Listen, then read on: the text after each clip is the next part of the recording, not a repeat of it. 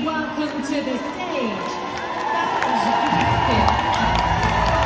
board of directors, Dr. David Hill.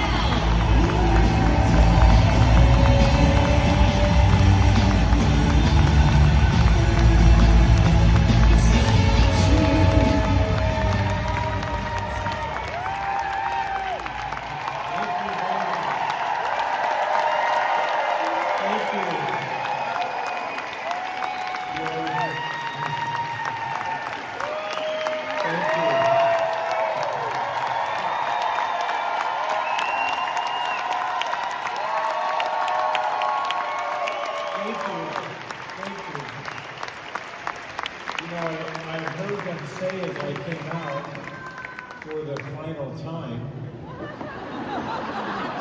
that can have a lot of meaning, can't it? Either that was the best goodbye I've ever had or the best welcome. I'm not sure which one it really is. I am excited to visit with you for a few more moments today, and it will be the last time I have the privilege of addressing you on this trip. I've been able to speak with you 5 different times now, and that's, I like to say that's a record for a convention, but it isn't. In the early days, I would speak for 7, 8 hours at a time. I'm grateful that I have only had to do a small portion of that this time. So thank you for your kindness and your attention. I wonder, before we start, you maybe won't know this, but if you were to walk backstage, don't go back there, they won't like that. But if you walk backstage, there's a whole army of people back there. There's people from the production company, there's employees, there's a whole row of individuals who are translating and interpreting for us. Can we just tell them thank you for everything that they're doing?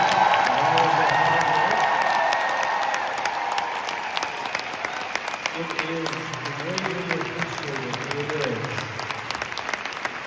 I also wanted to thank Jenny, who we all had the privilege of speaking with earlier, not to call her out individually because all of our speakers have been excellent, but I thought she represented so well the heart, the soul, the culture of what doTERRA actually is. And I appreciate it very much, very much. Now I want to talk with you a little bit about daily health and wellness. You've learned a lot over the course of the last few days. A lot of information has been shared with you, but there are some things that I think would be helpful if we focused on in our final time together for this event. And let's talk a little bit about what it means to be healthy. Now, this is a perplexing question because earlier I shared with you, to whatever degree plausible, we need to take advantage of taking control of our own health and our own wellness. Now I'm asking the question, what does it really mean to be healthy? When I travel, I have a habit that I've developed over time, and my habit is an interesting one, and somebody might see me and think, that person is fairly snobby. My habit was, because I'm so out and open and doing so many different things, when I get on an airplane to travel, that was my time to shut down, probably sleep, and to just not worry about anything. So I had a routine I would go through when I'd get on an airplane. I'd pull things out of my briefcase, and with a big sigh, I'd drop them on my seat and go, oh, I have so much work to do. And there was a lady, an older lady, who was in the seat next to me, and in particular, I don't know why, I felt like I really want her to know I don't want to talk. I just want to be quiet and try to get some sleep. So I get out my laptop and, oh my gosh, there's so much to still do. I can't believe it. Stuffing the pocket in front of me, like, are you getting the hint? Are you understanding? And then I put my bag up, I sat down, and we backed away from the terminal, and we took off, and we were maybe 10 minutes into the flight, and she very confidently said, so what, you're just not going to talk to me this whole time? And I laughed a little bit, and I said, that was the plan. And she said, that's not going to work. I said, I got that message. And she turned out to be a very interesting person, and I very much enjoyed my conversation with her. She told me a lot about her life. She told me that her husband had recently passed away. She told me that she was a balloon pilot. She was, in fact, the first woman in the United States to ever have and be a licensed hot air balloon pilot. And I thought that was remarkable. Being a pilot myself, I congratulated her and told her that I thought that was wonderful. And she said, well, wait, there's more. I'm also the first woman to ever crash a hot air balloon. So there's that went along with it. The conversation, as you can imagine, turned to her asking me, what is it that you do? And so I shared with her a few things. And she said, oh, thank goodness, I'm perfectly healthy. She was in her late 70s. And I said, that's wonderful. And then she told me what being healthy meant to her. She said, thank goodness, I mean, since my knee replacements, I've not had so much of the pain that I had before. I have osteoarthritis, but my doctor's managing and controlling me. And my diabetes hasn't been a problem at all since they switched my medication to metformin. And although I have some extra weight, I bet I could lose some if I really tried, but I'm not sure that I need to because my heart doctor says he's controlling my cholesterol and things just fine. And I thought it was interesting to myself that her definition of health and wellness was so far different from my own. I shared with you the experience I had where my doctor told me to not be on medications wasn't healthy for me. And my perspective was, I thought that was the objective. So we have to define for ourselves what it does mean to be healthy, to be in a good position with our health. We also have to accept that in our own environments, we may have limitations to that. There may be some things that we're not going to be fully capable of, that we may not be able to accomplish. One of the things that I learned many, many years ago when I first started into my practice was that the body has an amazing capacity to heal. I learned that from a patient of mine by the name of Jim. Jim came into my office one day, and I remember as he walked up, I saw him walking up the walkway to my office. I had just finished with a patient, and he walked in, and I knew immediately that something was not right with Jim. I invited him to come in to an exam room where I sat with him and asked him how he was doing. And Jim said, I don't really know. I asked him a few more questions, and I said, Jim, would you give me just a minute? I will be right back. I stepped into the other room, and I called one of my colleagues at the hospital and asked if Jim could come over for some immediate tests. And they said, absolutely. I came back in, and Jim was sitting on the exam table, and I said, Jim, I've called the hospital, and I'd like you to go have a few tests. Jim lowered his head and very quietly said, I have cancer, don't I, Dr. Hill? I said, Jim, I believe that you do. It was evident to me that he did. Jim went to the hospital. They ran the tests. Later that evening, his wife called me. And she gave me what they had discovered, that Jim not only had cancer, but that there was nothing they could do. And that he had a week or two to live. They told Jim to go home, do everything you want to do over the next week or so, because within another week, most likely, you will pass away.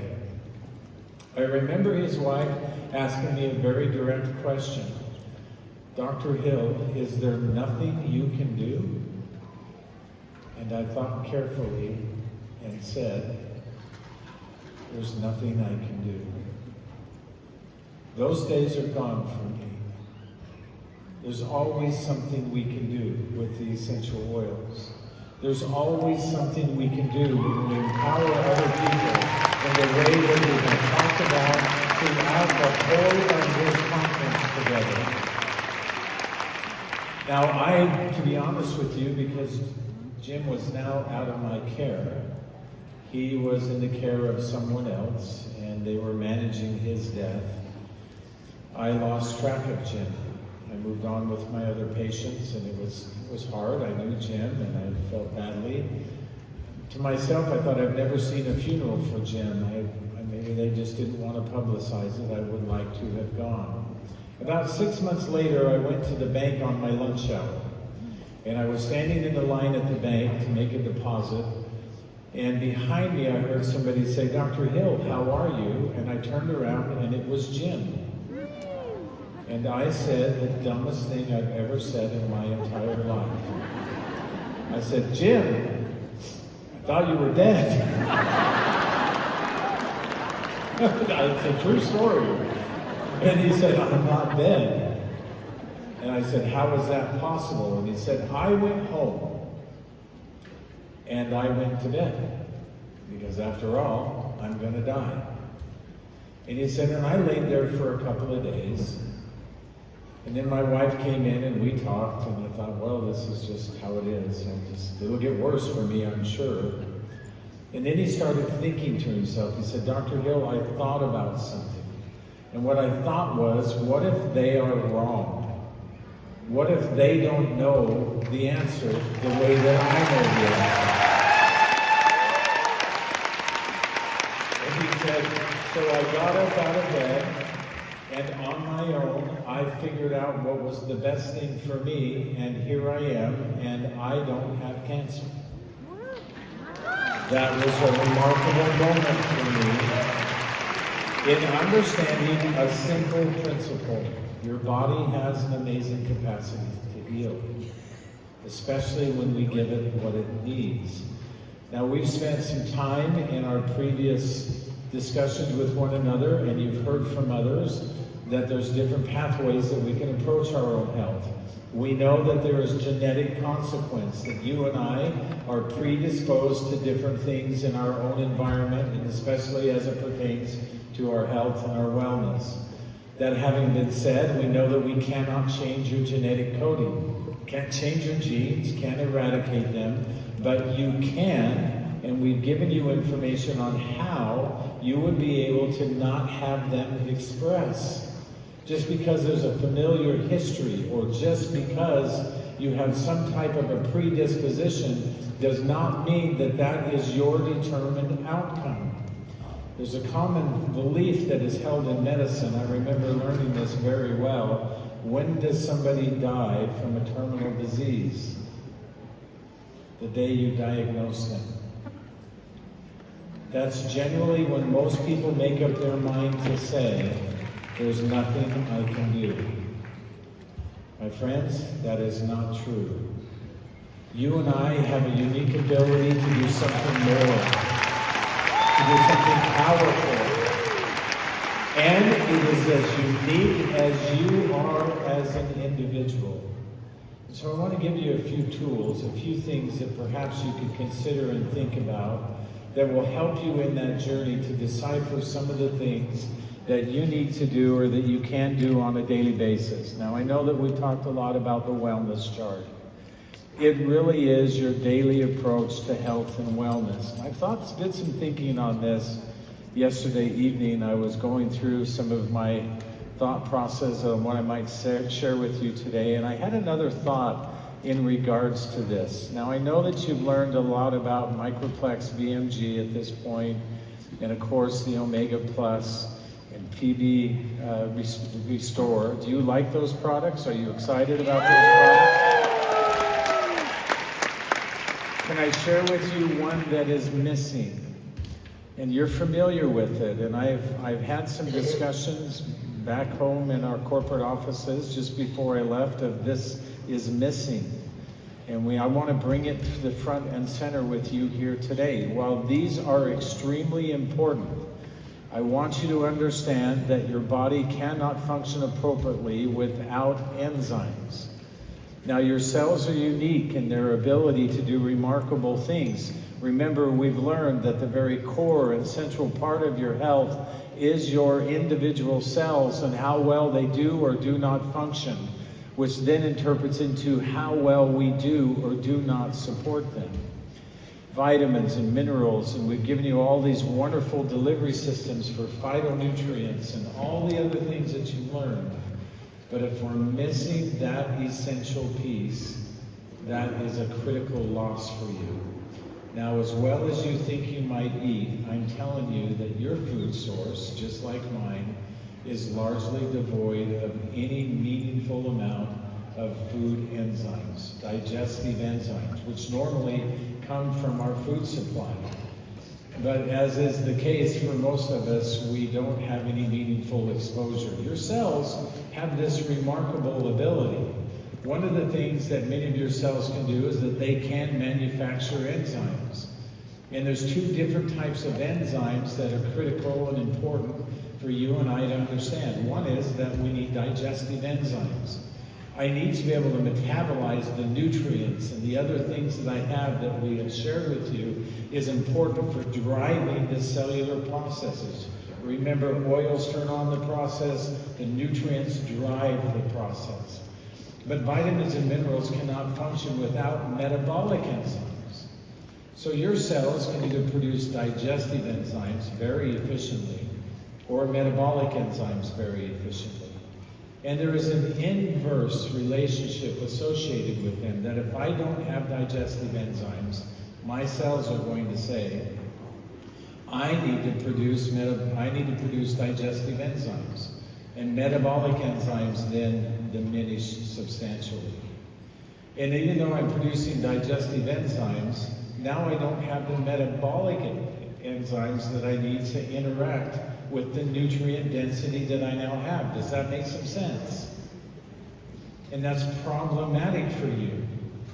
Consequently, if I have enough of the digestive enzymes, then my body can produce metabolic enzymes and the vitamins and the minerals and all of the phytonutrients and everything that you learned about so wonderfully yesterday from Alexandria and from Alex and others becomes meaningful for you in driving the process of your health. So please, I'm asking you, be sure that you use Terrazyme. I cannot give you metabolic enzymes. Your body has to produce them. So we give you a good component of digestive enzymes, which needs to be a part of this core discussion. Yes, I'm sending a message to all of my colleagues who are here from Utah and other places. We cannot be subversive or amiss on some of these most fundamental things. So Terrazyme is an active part of what you do on an everyday basis. Now I want to talk with you about informed care. I'll give you a little more definition on this wellness chart. If we really look at all of the things in the lower part of the charts, we have nutrition and digestion, metabolism and movement, rest and managed stress, reducing toxicity. Those are elements that are really focused on how do we best support and protect the cells within our body.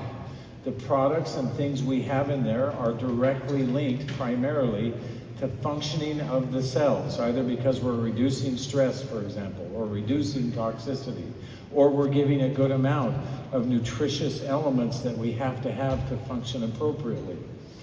If we look at informed care, which we never really ever talk about, that's referring to whole body systems. Remember, we go from cells to tissues, and from tissues to organs, and from organs to systems within the body. Now you think about systems can be a number of different things, the nervous system, for example. But in this case, I want to talk with you about a consequence of some of the systems that are happening within our body. And I want to talk with you specifically about inflammation. Now you may not believe that you have inflammation. We've touched on this briefly. But it's recognized at this point that about 90% of all illness, all things that we face, there's an undertone or a foundational element of it that is uncontrolled and unwanted inflammation. So let's divide inflammation into two categories. The first category is what we call acute inflammation. This is necessary. This is healthy for your body to have. This is how we control and manage infections. It's how we control and manage microbes. It's how we deal with toxicity within the body. It's how we deal with injury and protect tissues so that they can heal. If we don't have acute inflammation and we have some type of an injury or we have some type of infection, those can become life-threatening. So we need inflammation.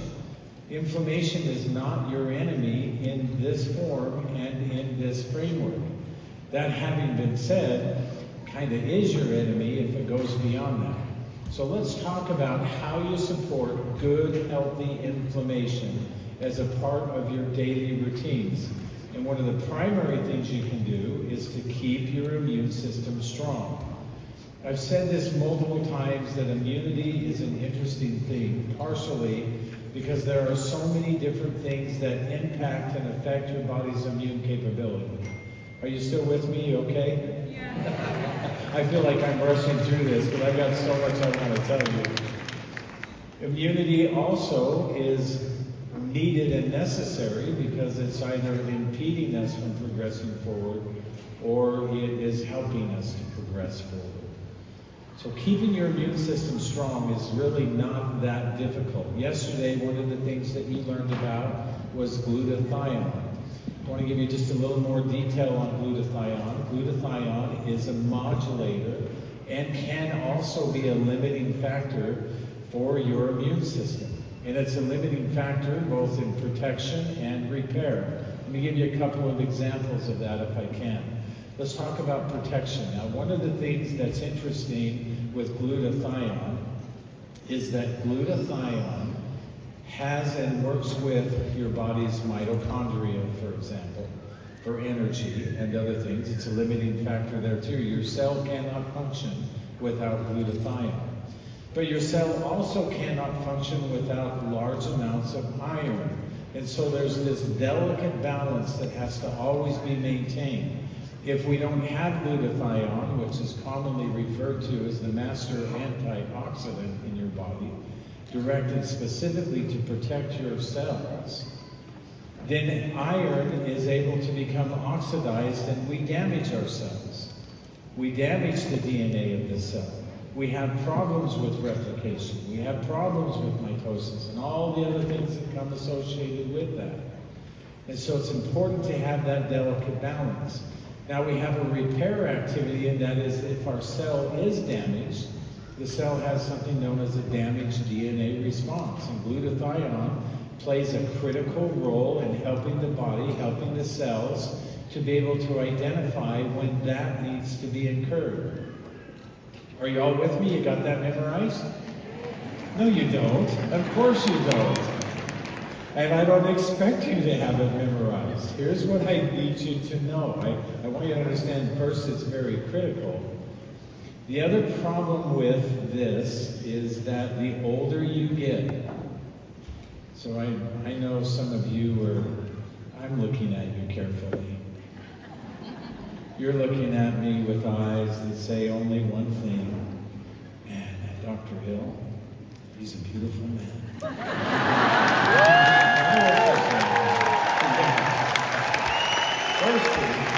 First off, I know that's not true. I look in the mirror every single day. One of the things that I experience right now that many of you don't is that the older you get, the less glutathione your body's actually going to produce. I cannot give you, I get on the internet from time to time or I'm reading through things that suggest you need a glutathione supplement. Do you know I can't give you a glutathione? I mean, I can give one to you, but it won't do you any good. Your body is going to break that down. It's made up of 3 specific amino acids. And your body will break that down, and then maybe it will or maybe it won't re-assimilate it because amino acids play an important role in your body where they're factorial, meaning that they're utilized wherever they're needed the most. So I can't give you a glutathione supplement and have it be guaranteed or even in any way have it become biologically active and valuable for you. Instead, we have to figure out other ways for that to happen. Uniquely enough, your cells produce their own glutathione. Remember, we've talked about upregulating or downregulating cells, and then if we have the nutrients that we need.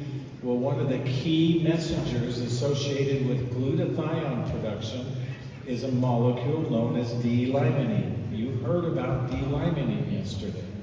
This was a really interesting study that was done where they took D-limonene and they gave it to people who had tumorigenesis, skin mutations. And what they discovered is that over time it was very helpful and very beneficial for them to have this D-limonene.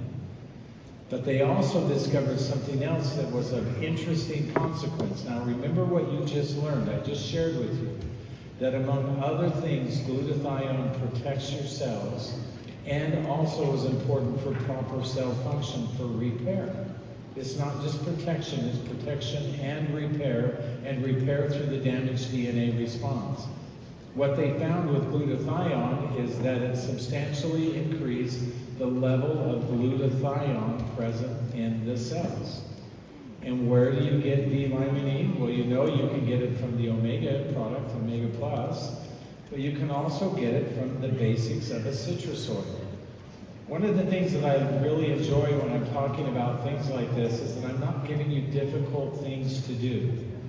A good daily routine for you is to figure out how you can use a citrus oil every day. I think it would be great if you added a little bit into your water. I think it would be great if you diffuse it in the air. I think it would be great if you were to apply it to the bottom of your feet. But find a method, find a way where consistently you can receive a citrus essential oil. Now I know in doTERRA, we have a lot of citrus oils. It started out that we had lemon oil and that was great. And then we had orange oil and that's fantastic. And then we got grapefruit oil and that's wonderful. And then we got white grapefruit, and then we got pink grapefruit. And then didn't I see a new one yesterday, a new grapefruit from you? I think so. And then we got mandarin oil, and then we got green mandarin, and then we got red mandarin, and now I think we have yellow mandarin. And then we just go on and on and on, and then we have lime, and then we have bergamot, and we can just keep going. The list goes on and on. And what I really think you need, if you want my honest opinion, is 1 or 2 citrus oils is all. But we give you that many to choose from because you have preference for what you like in terms of aroma and what you like in terms of taste. But can I give you the 3 that I think you should highly consider in the context of what we're talking about today? It's either grapefruit or wild orange or tangerine. Now lemon is a close second. Lemon has somewhere between 70 and 80% of pure D-limonene. But when we're looking at these 3 essential oils, it can be as much as 95 to 98% pure D-limonene. Now remember, it's the whole of the essential oil that gives value. But when we're giving you that much D-limonene, we are increasing the benefits that you can receive specifically from D-limonene. So if you're not using the citrus oil, I ask you to start doing that on a daily basis. So immune support, here's just a functional, easy thing to consider. We do have the On Guard chewable tablets. This was another development of our good friend, Dr. DeBell. Thank you, Alex. We appreciate your good work that way. Thank you. We should be happy about these things. What we did was we took the value of On Guard and we added to it some nutrients that are cofactors or benefits associated with improving your body's immune capability. And it works extremely well, including an immune modulator so that our immune system is functioning properly. These are things you can use on a daily basis. Think of that as immune nutrition. I love the On Guard capsules. I hope you're using them. It's a mainstay when I travel. If you came to my wife and I's room right now, you would see that we have some On Guard capsules and a lot of other products sitting right there because there are daily routines that we need to follow. What the On Guard capsule is, I was really happy when this was formulated. We took On Guard and we added oregano and we added melissa. I get asked the question all the time, why did you add oregano and why did you add melissa? When we start talking about different types of microbes that we're exposed to, I'm looking at the clock, I'm sorry. I've got just a couple minutes left and I'm not even starting. That's the problem with that.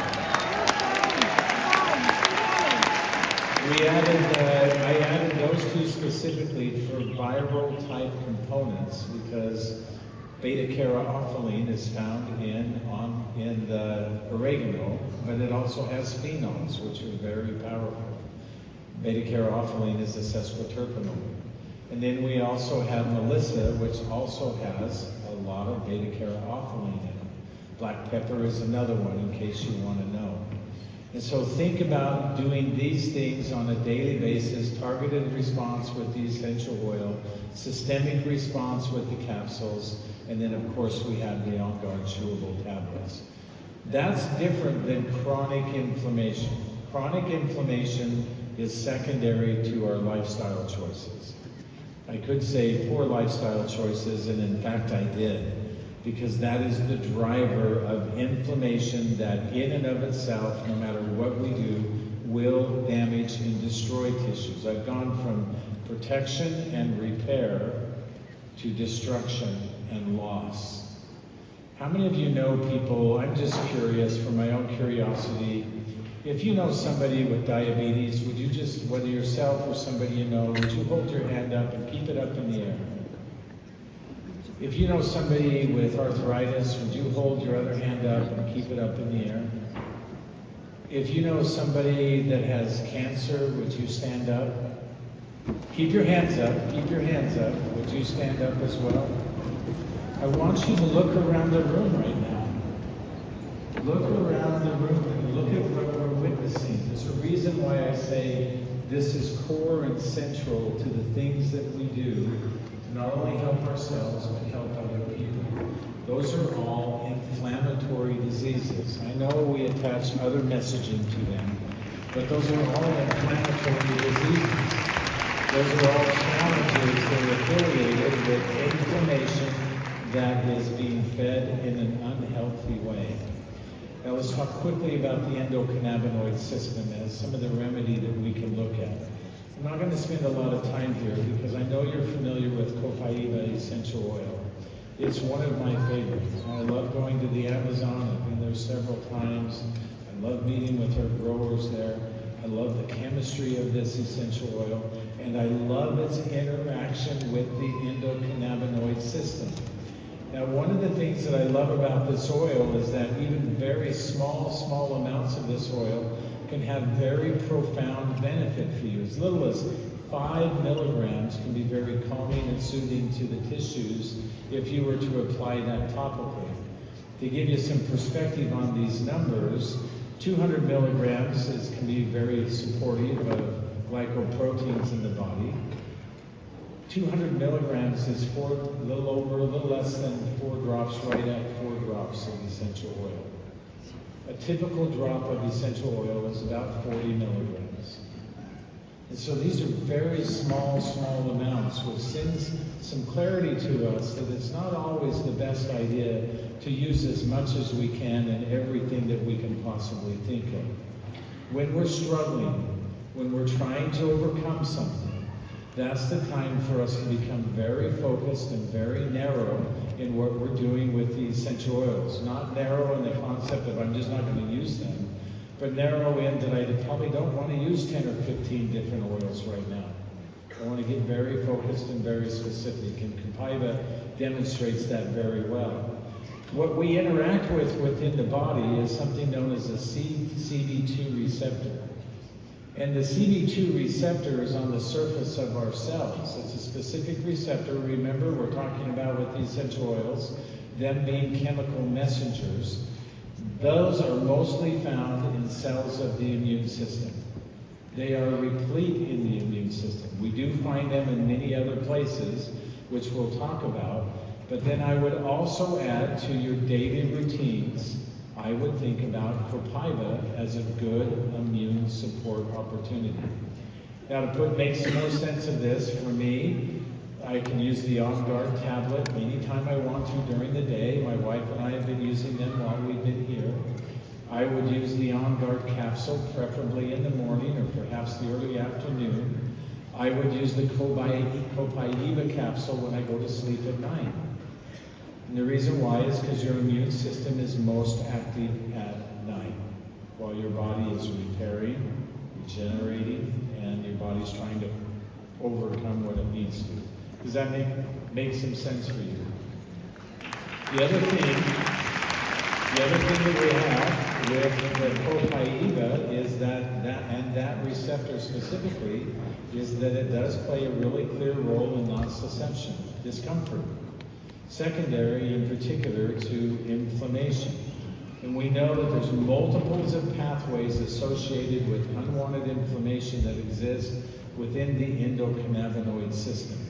And so copaiba plays a great role for us in being able to help to manage that as well. Now there's other things here. I'm just going to give you some of these. You can look at these real quickly. I thought I'd give you some ways that you could perhaps think about using the essential oil. Combining blue tansy or yarrow palm, for example, is really wonderful to apply over the area where you're having some discomfort or where your body needs to have some changes. Dilute for localized absorption. Not because it's a problem, not because it's challenging. We dilute because we want to localize the response. Now I know that raises a lot of questions and a lot of eyebrows. Sorry. That is the best way to use that oil. Not always. It depends on what you want to do. If I want whole body effects, I want it to absorb into the tissues and have a systemic benefit. I don't want to dilute an essential oil. If I want to localize the benefit, hold it in the tissues where I apply it, have enzymatic reactivity take place where I applied it, then I want to dilute. It's less of a safety issue and more of a delivery issue. And we have this tendency to always talk about essential oils where we have to be safe, and so we have to dilute.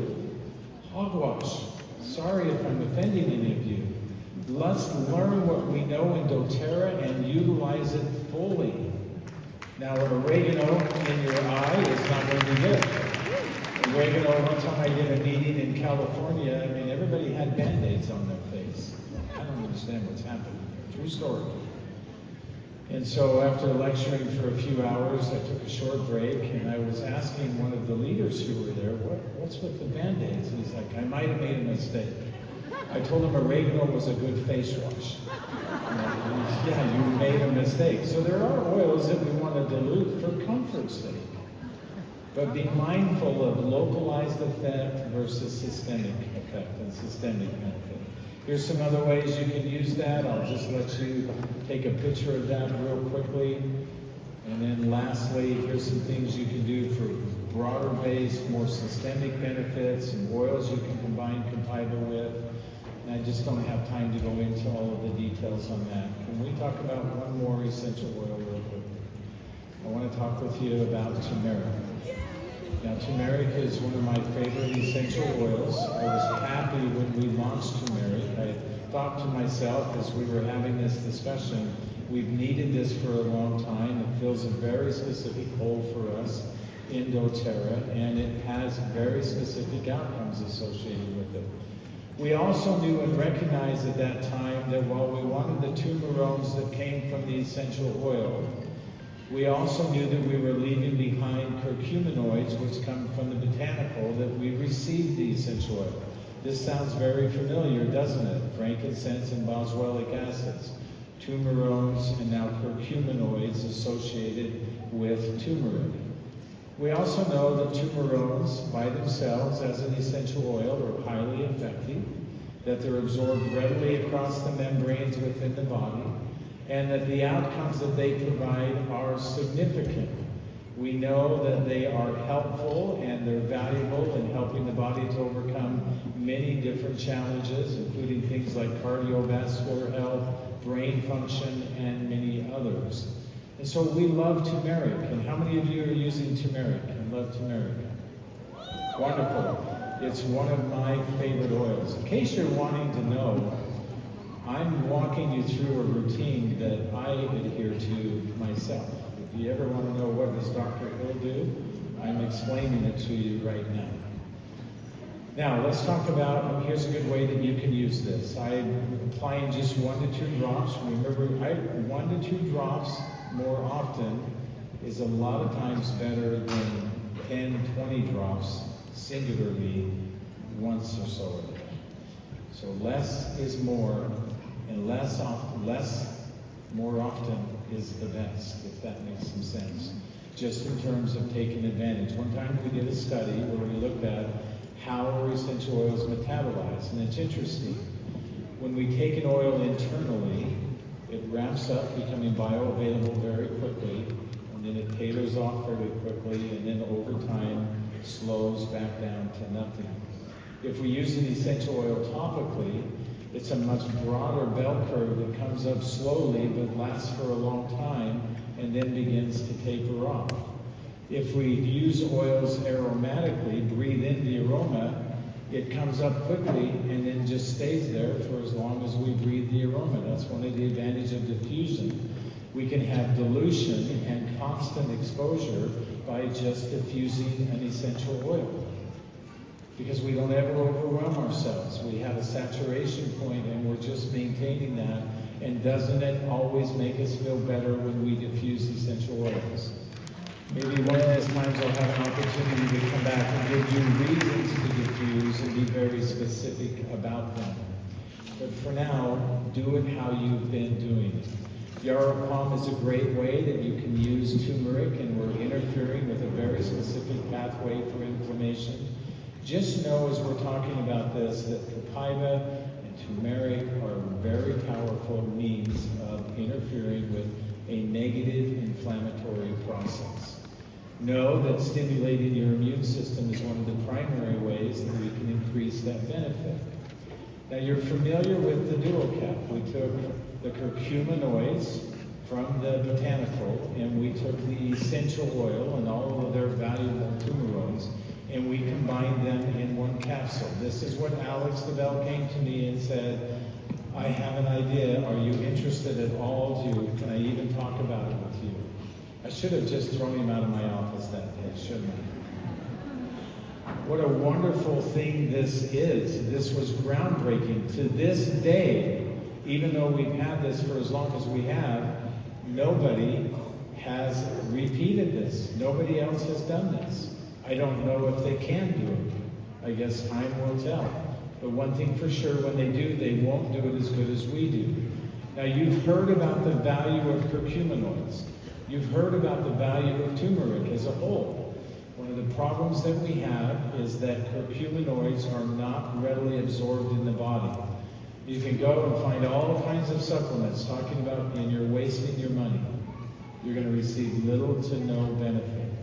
They're just not readily bioavailable. Alex's idea was, I think if we combine them specifically with the tumerones, it's the whole essential oil, but that's the chemistry that we were looking at. The tumerones and the curcuminoids together, I think we can solve the bioavailability problem. We did a clinical study, and that's exactly what we found. And in fact, we increased the bioavailability by more than 700%, which means for the first time, we have a supplement that we can take where we have an essential oil, and we also have the benefits that are coming from the botanical. This was the beginnings of our thought process of how those two interplay one with another. And so we have a very targeted solution now with the turmeric. We of course have the essential oil, but once again, for systemic or whole body response, I want you to think about using the turmeric capsule. Here's the ultimate combination in my mind for helping to control. Now, of course, you can use whatever you would like to topically. For example, our Deep Blue Stick has copaiba blended within it. And by the way, we make strong drug claims on that product. We have drug claims on the Deep Blue Stick. I can't tell you, if you have pain, use the Deep Blue Stick because of how powerful and beneficial it is. We've received that approval, and it's a wonderful thing to be able to say. So use things that you're accustomed to using, but here's your daily routine. I want you to, in the morning, take 1 or 2 turmeric capsules. Now, I do mine with my BMG, and it makes a big difference for me. Even though I still have some of my challenges, it makes a big difference for me. I I've been in my own 8-year challenge with something very specific, and this is how I've controlled and managed it and how I now stand without any detectability within that circumstance. And so I'm very grateful for these products and what they do to us. Frankincense, the capsule, is something you can do midday. Just make it a part of your routine, 1 or 2 capsules midday. And then copaiba is something that we will do in the evening before bedtime. For me, this has made all the difference in the world. You can use, of course, the turmeric or the copaiba topically as you need to. Don't forget about your citrus oil. Develop those habits that in a daily way will help you to improve something that is underlying for each and every single one of us. I have enjoyed immensely my time with you.